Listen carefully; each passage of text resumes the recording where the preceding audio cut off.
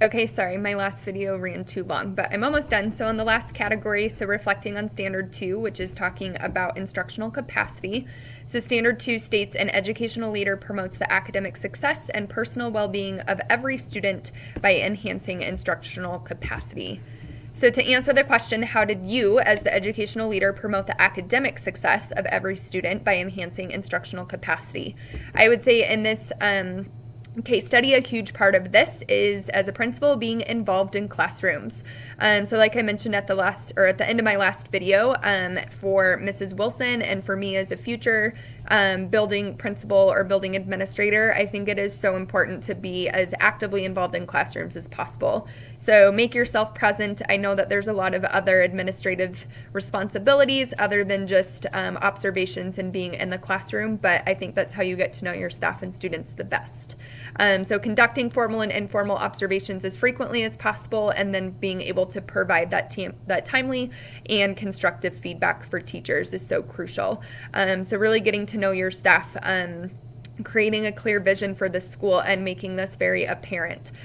Talking about this vision, my school that I'm currently at now, we create 2 staff goals at the beginning of every semester, and one of them has to be similar for everybody. We have one school goal and then one personal goal, and it always has to reflect back on our school mission and our school vision. So I would love to continue that when I am a building principal. Professional development opportunities, I think this is not only important for students, but for me as a future principal as well. So continuing my own education and encouraging my staff to do the same and to reach out for those professional development opportunities. And just maintaining, again, I know I said it a lot in my presentation, but having that open two-way communication is so important. Whether that's for you as a building principal with your staff, for teachers with students to teachers, as administrators to parents and the community. There's so many different examples with this, but just really making sure that you're maintaining a healthy communication.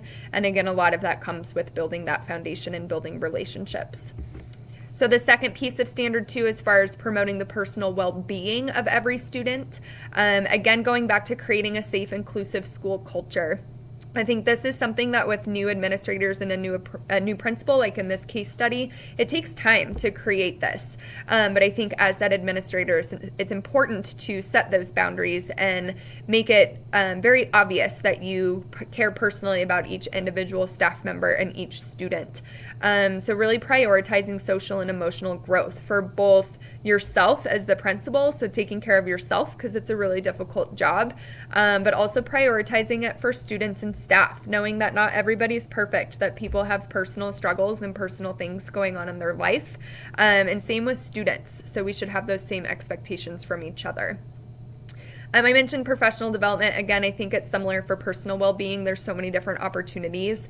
If somebody's maybe not as comfortable with the social emotional piece of, say, teaching or being an administrator, there's a lot of opportunities for them to learn as well. So use outside resources as much as possible. Being able to demonstrate empathy, so trying to relate to your staff and understand that they are people too, that they have other things going on than just being a teacher or just working at the school. And then just treating each student and staff member as an individual. Everybody is unique and creative in their own way, and they should be able to express that.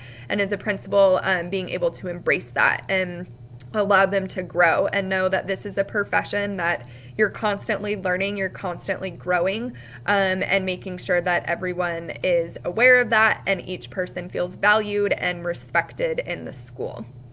Thank you. Sorry that my last video ran over, but thank you for taking the time to watch my presentation. I really enjoyed this class and look forward to others in the future.